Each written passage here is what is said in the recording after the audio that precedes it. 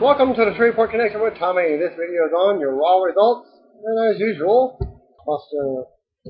all playing out against a lavishly imagined fantasy world set in the midst of Europe's most breathtaking landscapes.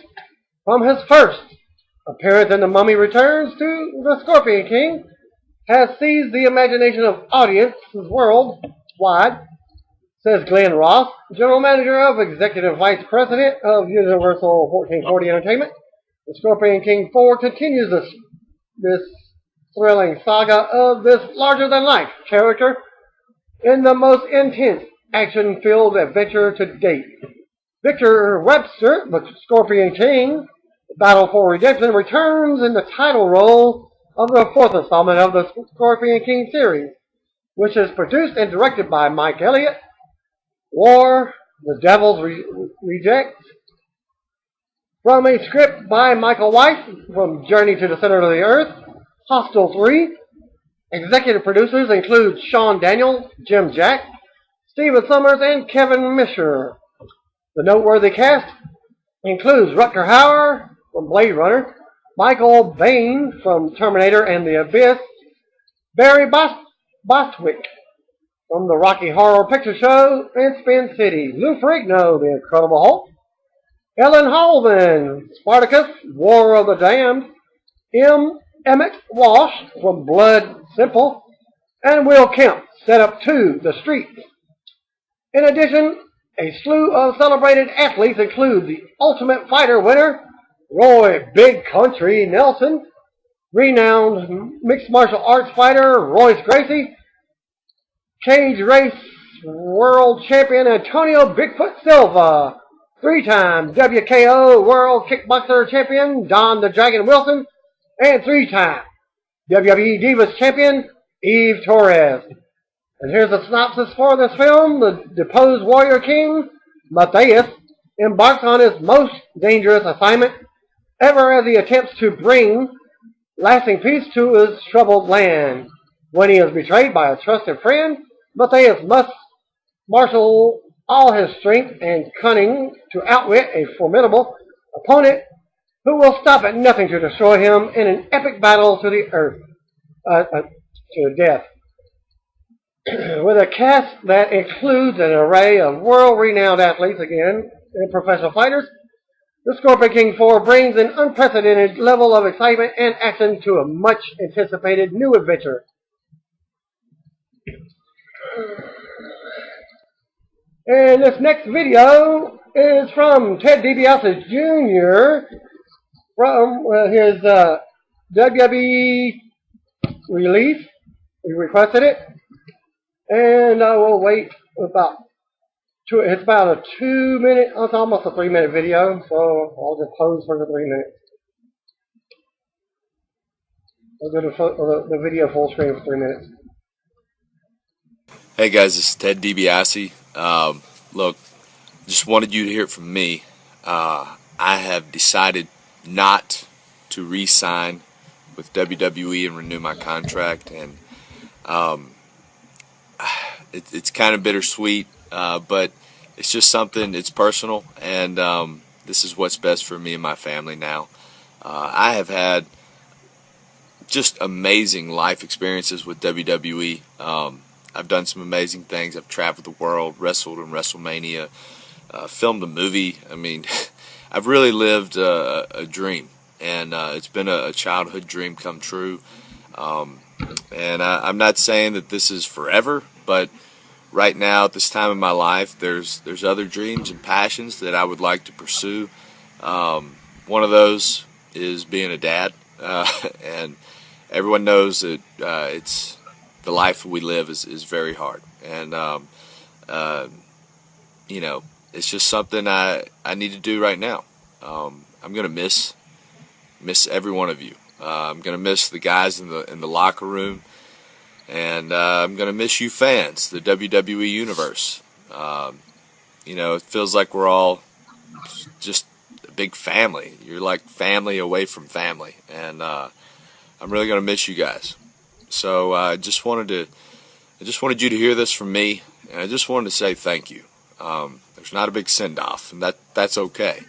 Um, I just wanted you to know how much I appreciate what you've given to me, and the love that you've shown for me. And I thank the WWE for all the opportunity, and I'm very proud of what WWE does, not just as an entertainment company, but what they do outside the company too. The Make-A-Wish and the Be a Star, and I was so proud to be a part of Army National Guard. That I took a lot of pride in that, and it's opened up a lot of doors for me. So this is just me saying thank you guys. Thank you WWE, and thank you to the fans who, without you guys, I mean, we'd be absolutely nothing. So thank you guys so much. I love you guys, really do.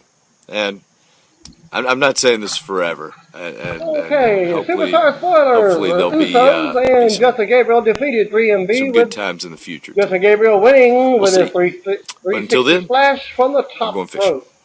Also, there was an amazing match between Dolph Ziggler and Antonio Cesaro, taped for Superstars. This was a great back-and-forth match. Pay-per-view quality. Cesaro won the match, where he threw Ziggler in the air and then came up as he was coming down, hit him with an uppercut as Ziggler was coming down. And Cesaro won the match with a Gotch-style facebuster. It was a 4-star match, and the credit goes to F4W Online. Raw on the USA Network, aired live from Phoenix, Arizona at the USA Airways Center. The show opened cold with a Shield at ringside. Triple H's music hit, and he made his ring entrance dressed in a suit. Michael Coleslaw, Jerry the King Lawler, and JBL checked in on commentary. Hunter cut the promo and says we might have missed it, but a new era had dawned. He set up a video that recapped Daniel Bryan's title win and loss at SummerSlam. Hunter said that was business. He said there was nothing personal there. That was just what was best for business. He set up a video that recaps how Bryan got beat down last week as Coleslaw went on his way to protect the people who were on the stage. Hunter said he would admit that was personal. He rhetorically asked if Bryan wanted to know why. He said Bryan made it personal when he insulted the McMahon family, and that was the consequence Bryan got for his actions.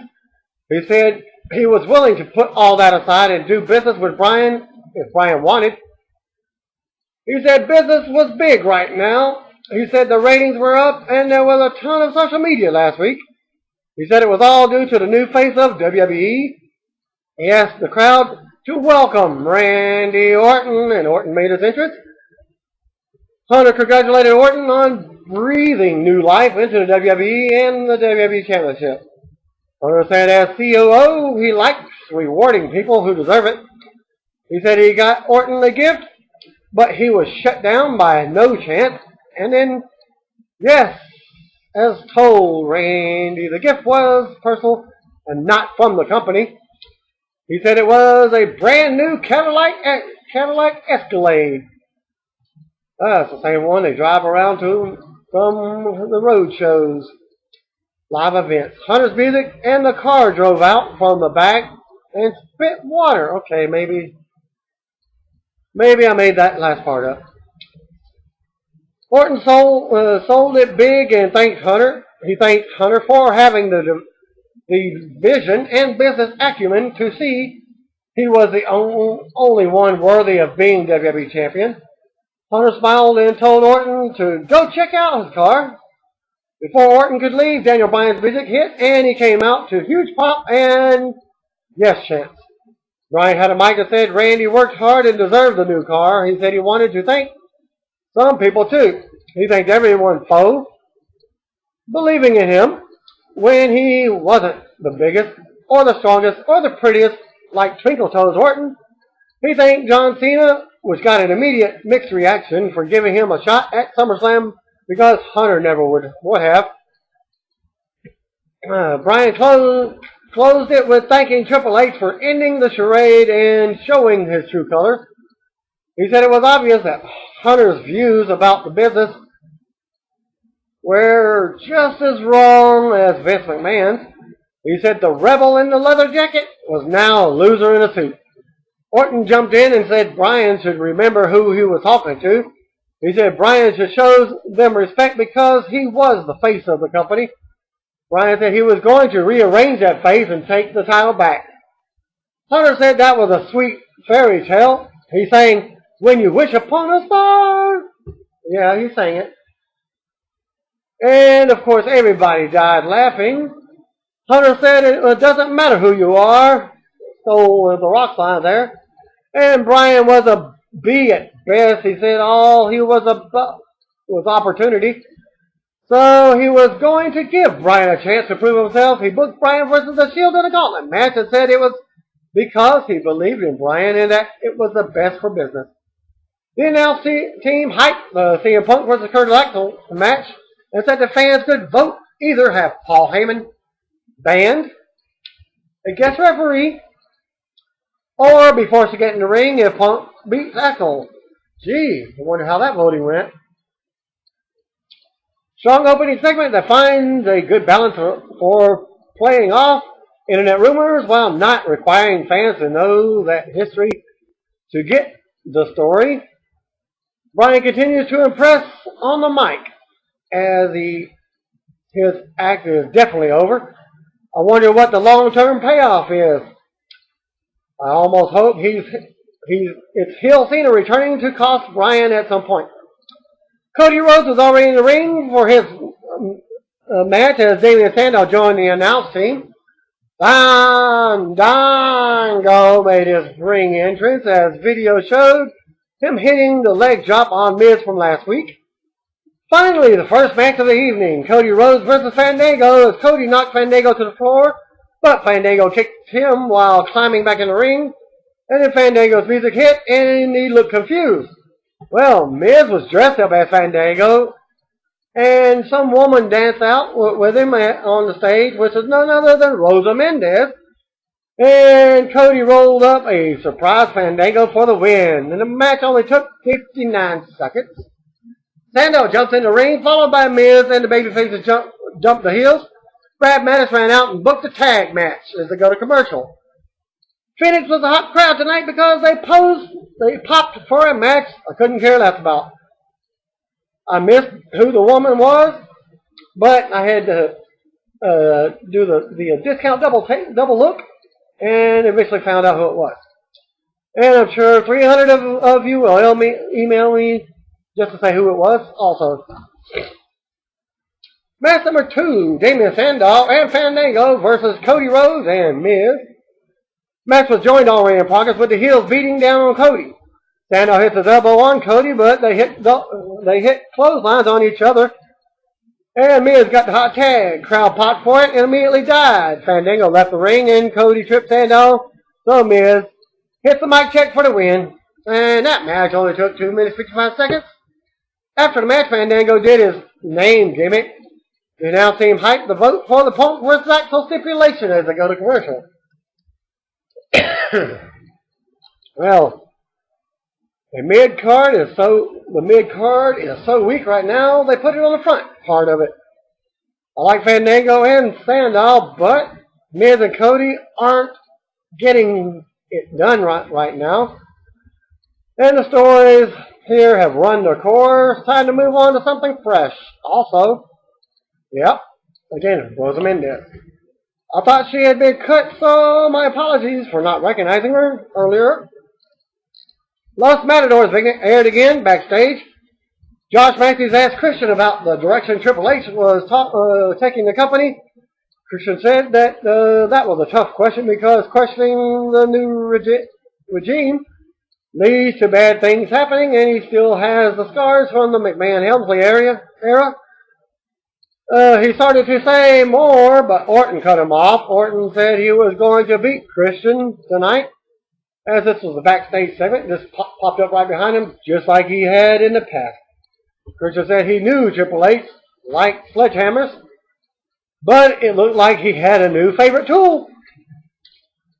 The announce team hyped the WWE app by saying Punk had conducted an interview during the break on the app about to vote for his match. They then proceeded to show it anyway, so forget downloading the app. Punk said he knew what he wanted to do, and that was to get his hands on Heyman. Backstage again, Heyman was shown watching on a monitor and told that he was upset. Axel said that there was nothing to worry about because the only way Punk could get his hands on Heyman is if Punk out-wrestled him, and that wasn't going to happen. He said the situation was beyond perfect. He asked Heyman if he believed in him, and Heyman said, "Like my life depended on it." The announcers team hyped the results of the vote, and the match was next. As they go to another commercial, boy, Axel suffers from a lack of charisma there, and he delivered his lines fine, but he just wouldn't. It was rough, and Heyman's line was great. Curtis Axel stood in the ring, but Heyman was nowhere to be found. Punk makes his ring entrance. Heyman walked out onto the stage, and the voting results was posted. Only 81% voted for letting Punk get his hands on Heyman. Match again. This is like the third match. Curtis Axel versus CM Punk. If CM Punk wins, Heyman must get in the ring with Punk.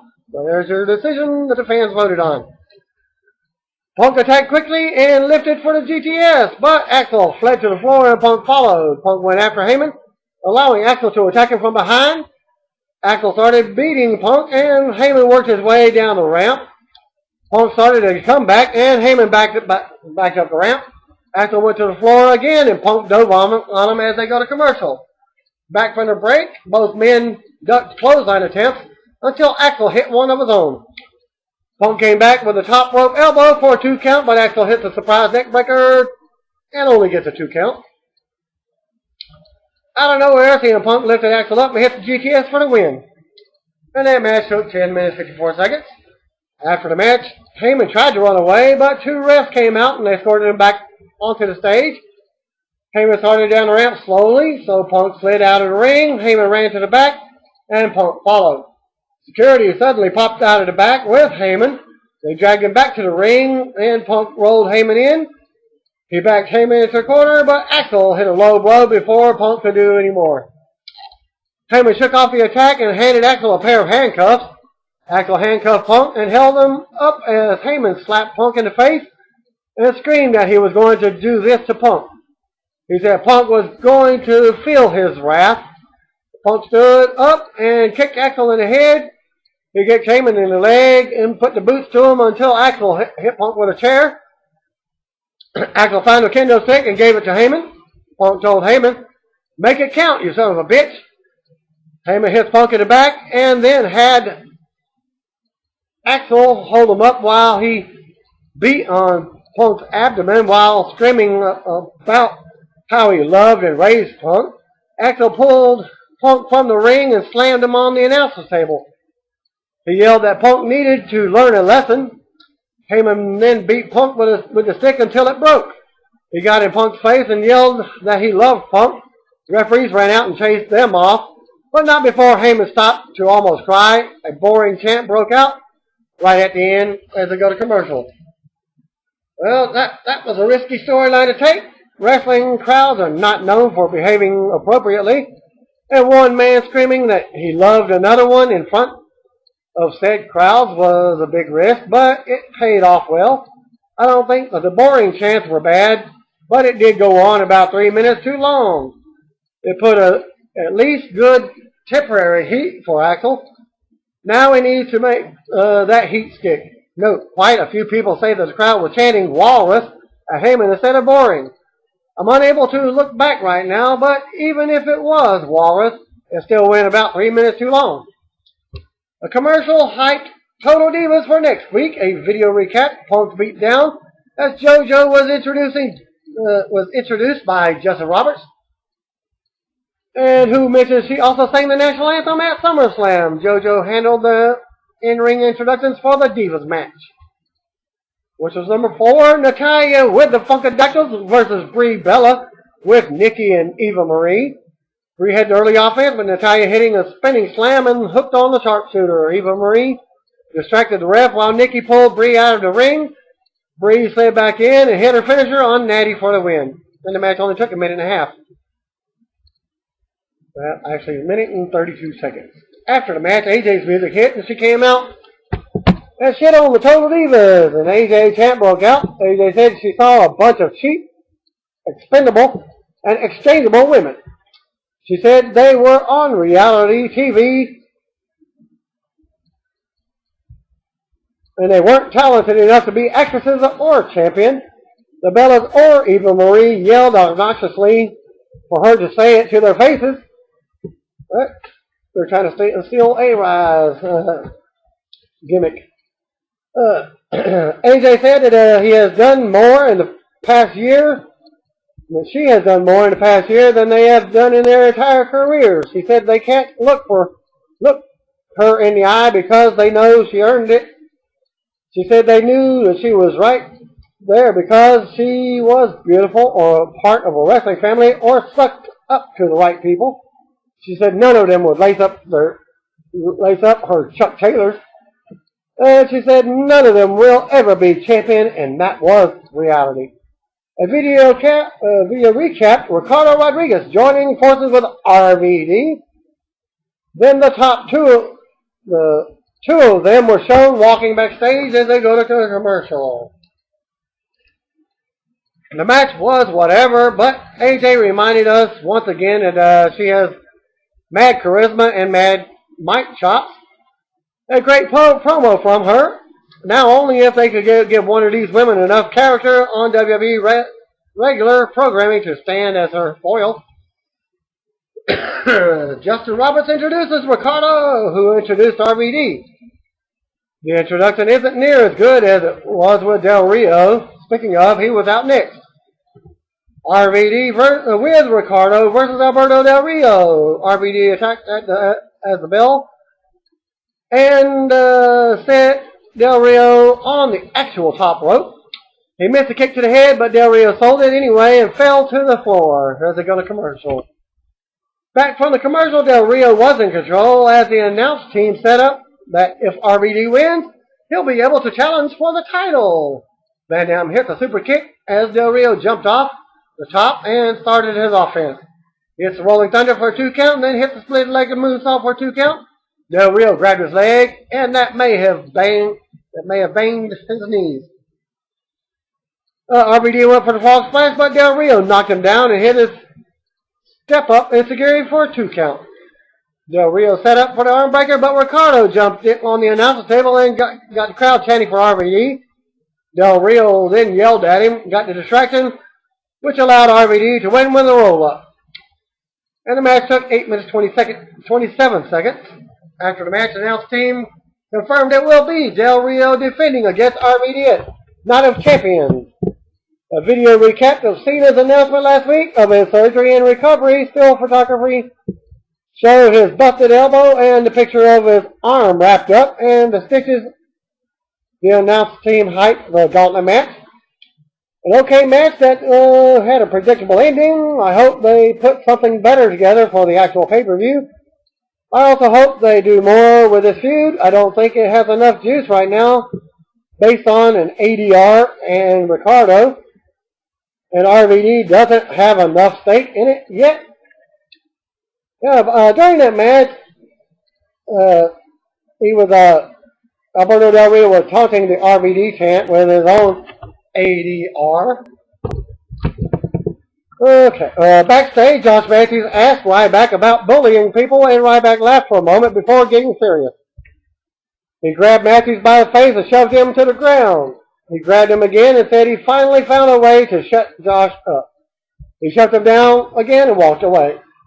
A video recapped the beating that Punk took. Backstage, Renee Young asked Heyman about what happened. Axel said what happened was something Punk would never forget. Heyman said he felt like a man right now. He said he felt like a man who had disciplined his prodigal son. He said Punk would learn that Paul Heyman was not a man you go up against. Christian made his ring entrance and they go to commercial. More good stuff from Heyman there, and I love where the story was going. My only concern is I don't know if Axel is ready for all this yet. His lack of charisma and mic skills stand out in stark contrast to Heyman and Punk, but I'm worried that this feud hurts him in the long run. Randy Orton makes his ring entrance for his match.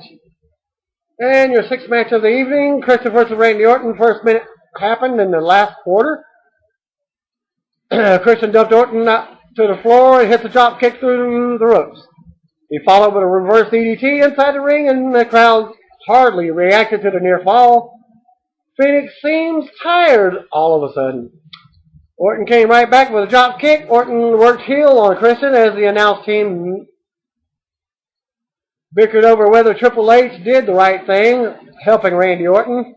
Orton put Christian on the top rope and knocked him to the floor as they go to another commercial break. Back for the break, Orton was in control, but they battled. With Christian sitting on top rope, it took them a moment to get set, but Orton finally hit the superplex. Christian hooked a small package, but Orton tried to cover and started his comeback. Christian went for a missile drop kick, but Orton caught him in midair and hit a slingshot into the corner. Orton went for the hanging DDT, but Christian countered, teased the kill switch, and hit an ugly tornado DDT for a 2 count. Christian hits his punch through the ropes, but Orton hits a hanging DDT where Christian climbed back in. Orton stalked around the ring and dropped the Viper pose. Orton went for the RKO, and Christian shoved him off where Orton landed on his back. Christian went for the spear, but Orton jumped over it. They turned, and Christian hits the spear, but with less run, so Orton kicked out at 2 count. Orton went for the RKO again, but Christian shoved him off. Christian went for the kill switch, but Orton shoved him toward the referee. And Christian kept from bumping the ref, but Orton hit a thumb to the eye and hit the RKO for the win. And the match took 16 minutes and 9 seconds. Daniel Bryan appeared on the screen, congratulating Orton for his win. He said, coming from a B at best, that was an A effort. He put over the car Hunter gave Orton, and then you realize he was sitting on it. He asked if he beat Orton for the WWE Championship. If he beat Orton for the WWE Championship, did that make him the new face of the WWE? He stepped aside and walked around the car, along with every word yes that was written on it. He pointed to it. Yes, yes, all sprayed around in orange on the black SUV Escalade. Bryan walked around the car and it was covered in orange, yes, and all the way around again. Orton sold being pissed off in the ring as they go to commercial. A very good match. We've seen better from Christian and Orton, but don't let that be the reason you miss the match. It was very entertaining. Bryan painting the car orange was obvious as the nose on your face, so it didn't move me at all, but average fans probably got a kick out of it. Backstage, Hunter and Orton stood with Brad Maddox by the Escalade, and Maddox said that the fans loved what happened and that the locker room was laughing and cheering as well. Hunter said that this was personal property and everyone wants to make this personal. He told Maddox to tell the locker room that they had to come to the ring for the main event to see what happens to Daniel Bryan. He said if any one of them thinks about interfering, he would personally fire them. Orton said Bryan was going to pay, and the Prime Tires make their entrance. Real Americans followed out, and they were all walking and looking on the stage for their certain spots. It's like there was an X mark where they're supposed to stand. Strange. Well, as Zeb Colter said, a primetime player must be a person who acts. Okay, that wasn't. That match was up next. Okay, that was later on when they stood on the stage. I got ahead of myself. Apologize there. Well, he said a primetime player must be a person who acts like a hoodlum and barks like a dog. He said people in welfare lines should get jobs, and added, if you can't feed them, don't breed them. He said that they were what was wrong with America, but the real Americans were what was right. He had the crowd do the We the People gimmick. And we get match number 7, Title O'Neil, Will Darren Young versus Jack Swagger with Antonio Cesaro and Deb Coulter. First 2 minutes were in the last quarter of it. Of the show. Swagger went for a pin on O'Neil with his feet on the ropes. Young pushed him off and he argued with Swagger. Swagger turned around into O'Neil's finisher for the win. And the match took 3 minutes and 11 seconds. And then shots recap the Kane versus Wyatt match from SummerSlam. A promo from Bray Wyatt was hyped after the break. Dreadfully boring match that the crowd died for. At least the Divas had the AJ moment to redeem. This just went over like a fart in church. Ring time is great and important, but we need characters in WWE. So far, it's 4 guys who wrestle and 1 guy with a weird mustache who talks a lot. Who cares about that? A creepy-ass Wyatt promo video aired with Wyatt half talking, half singing, down by the river to pray. I must have missed that little segment whenever I watched it on DVR. Wyatt cut a crazy-ass promo about some woman teaching him how evil the world is. He spoke of her in motherly, yet sensual terms. He said, "I love you, Sister Abigail," and laughed before going back to singing. A video recap of Hunter giving Orton the Escalade, and then Bryan turning it into the Escalade. Backstage, Matt was talking with a doctor, and the doctor said he was refusing treatment. Punk stormed in and said he didn't need medical help. He needed Maddox's help. He demanded a match against Heyman. Maddox booked Punk versus Curtis Axel and Paul Heyman in an elimination handicap match. He said if Heyman tried to get out of it, Punk would never see him again. In other words, basically, he would be fired. Punk says if Heyman tries, they will never see Heyman again, but if he does get out of it, he will never see Maddox. He will never see Maddox again. The locker room filed out onto the stage, and this is where they were all walking on the stage, looking at the marks on the stage for their stand. Well, the Wyatt video was all kinds of bizarre. I'm surprised that they're giving them as much room with it. But I hope at least one babyface steps up tonight. It would be devastating for all of them to just sit and watch 2 weeks in a row. A potential bomb, folks, but be careful going forward. The locker room was shown standing on the stage. Daniel Bryan makes his ring entrance. The Sting made their entrance. Renee Young asked Big Show about being forced to face the Shield in a handicap match last week. But every person she went to basically didn't say a damn thing. She asked him if he had any comments. Big Show just looked at her. She posed the same question to Dolph Ziggler, and he just did the same thing. Then she went to Miz, and she asked if there was anything he wanted to say. He started to say a critical statement, but trailed off and never finished. And your main event, Daniel Bryan versus the Shield in a gauntlet match. Seth Rollins was first. Bryan attacked and clotheslined Rollins over the top rope into the floor. The other 2 members closed in, allowing Rollins to attack Bryan and slammed him around the floor. Bryan started his comeback with a running clothesline. He hooked in a single leg Boston Crab on Rollins, but Rollins used the ropes and to escape to the floor. Bryan hit a dive and knocked Rollins over the announcer's table, nearly killing Michael Cole. A Borgasm Yes chant broke out as they go to commercial. Well, at 7 minutes 30 seconds in, and back from the commercials, Rollins worked a rest hold on Bryan. As the video showed, Rollins diving Bryan into the barricade during the break. Bryan hit a string of kicks, followed by several pinfall reversals. Rollins hit a standing kick to the head, followed by a reverse driver for 2.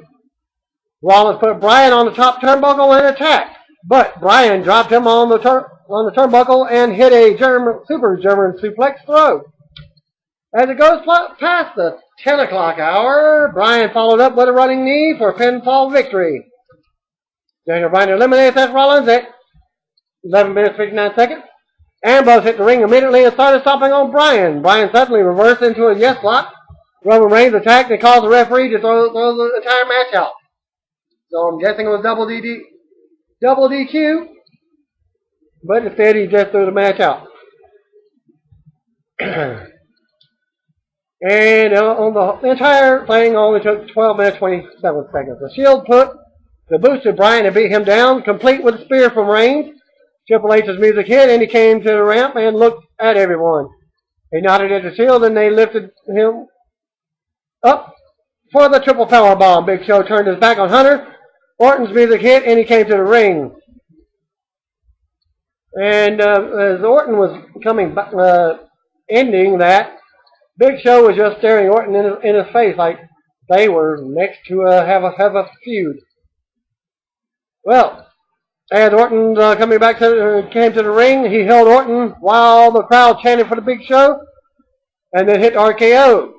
He walked back up the ramp and posed. Hunter asked the locker room if they wanted to laugh now.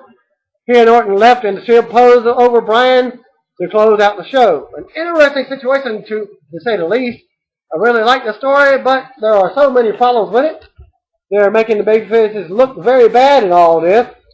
And there was huge logic problems. Doesn't Big Show have an ironclad contract for like the next 500 years or something? The good news, I think, is that going back to this again, they should have a plan for a way to get all the heat back for the babyfaces they are killing right now. The problem is, should does not equal is, and WWE is notorious for changing plans. All in all, this was a C to C minus episode of Raw. The WWE Championship and CM Punk story were on point, as were Wyatt and AJ's promos, but everything else just mediocre at best. And that will end my video for this week. Thanks for viewing and peace out. God bless.